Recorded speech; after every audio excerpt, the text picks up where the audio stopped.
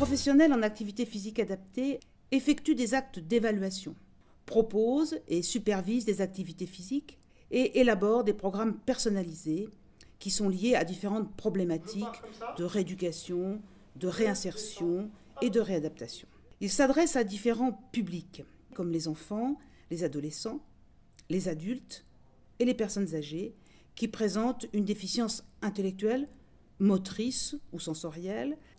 Les professionnels en activité physique adaptée interviennent dans différents secteurs, dans le contexte sanitaire, comme les centres hospitaliers publics et privés, les soins de suite et de réadaptation, les centres de rééducation et de réadaptation fonctionnelle, mais aussi dans les centres médico-sociaux de type EHPAD, établissement d'hébergement pour personnes âgées dépendantes, instituts médico-éducatifs, maisons d'accueil spécialisées, ou encore dans le domaine social, dans des associations sportives, fédérations handisport ou sport adapté.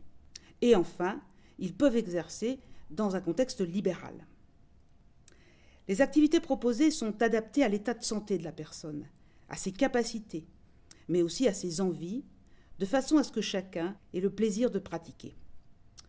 Pour toutes les formes d'activité, l'objectif principal reste le renforcement des capacités de la personne, l'amélioration des liens sociaux et la facilitation de son intégration dans la communauté.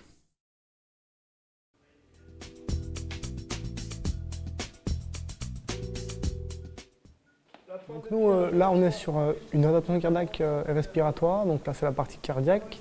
Donc, par contre, un billet de jour, c'est-à-dire qu'en fait, les patients viennent à la demi-journée et rentrent chez eux le soir ou à midi. Donc là, ils viennent à 8h30 jusqu'à 5h30 faire leur activité. Donc en fait, on est une antenne de Mardorc, du centre de cardiaque respiratoire. Alors, le but, c'est de restaurer les capacités physiques, donc soit avant l'accident cardiaque ou l'opération, ou soit les améliorer carrément pour ceux qui sont vraiment le plus sédentaires. Donc, et ça passe essentiellement par l'entraînement à l'effort. Donc nous, on leur propose le Profapa ici, donc c'est une gym collective, donc ça peut être soit des cours collectifs ou ça peut être aussi sous forme de circuit cardio-training. Je propose aussi de la marche en extérieur et de la sarbacane quelquefois.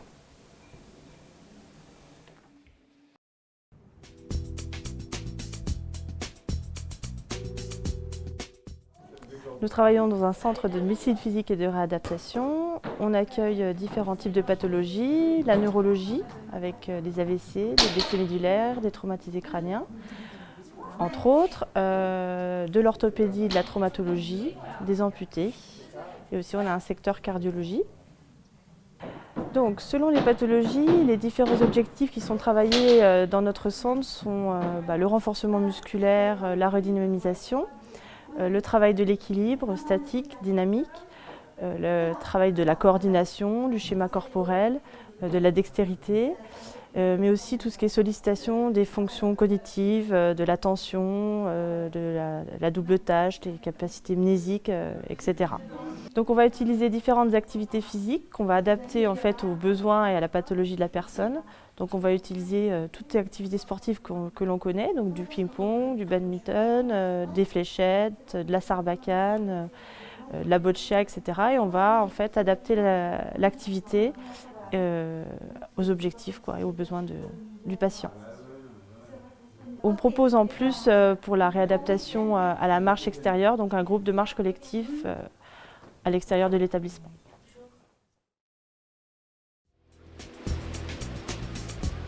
Donc cette association a été créée pour répondre à une demande de parents d'enfants atteints de handicaps divers, leur permettre un accès à la piscine et à l'activité natation. Elle a été créée par Éric Cormery, professeur de natation du coup, à la fac de sport de Dijon, qui est lui-même père d'une fille atteinte d'un handicap. Donc on a intégré les licences, les troisième années de licence TAPS avec nous, afin de leur permettre d'avoir un regard professionnel sur le handicap, d'avoir un accès à cette pratique de la natation qui n'est pas toujours accessible au niveau des stages.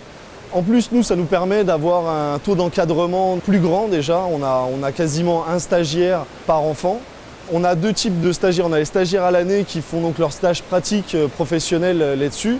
où ils ont vraiment une mise en pratique professionnelle comme s'ils étaient au travail en fait. Et on a aussi en début d'année toute la promo des L3 parce que Éric Cormery a fait en sorte que ce stage soit intégré dans une UE et que ça devienne obligatoire et voilà, pour leur permettre d'avoir un regard sur le handicap, sur les différents handicaps, chose que les étudiants n'ont pas toujours en arrivant en L3, quoi.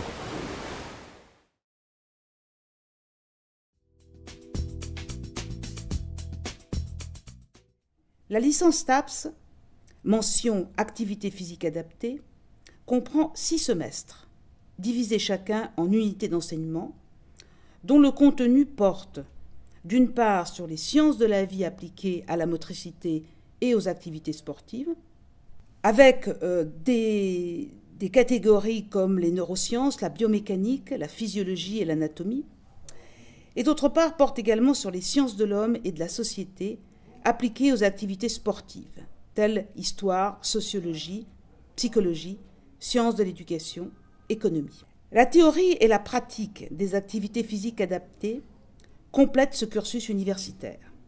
Les différents enseignements sont dispensés sous forme de cours magistraux, de travaux dirigés et de travaux pratiques.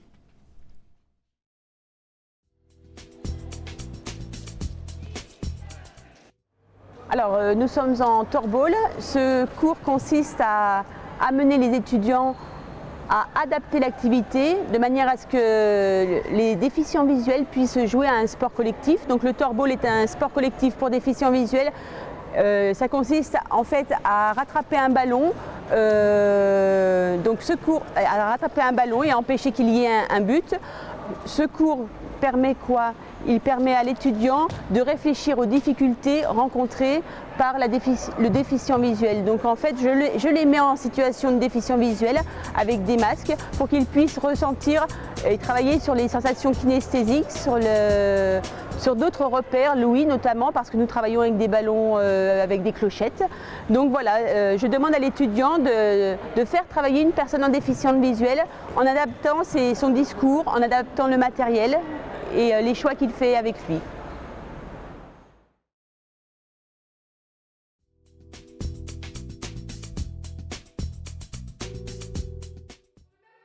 Donc en fait, c'est la découverte de la déficience motrice.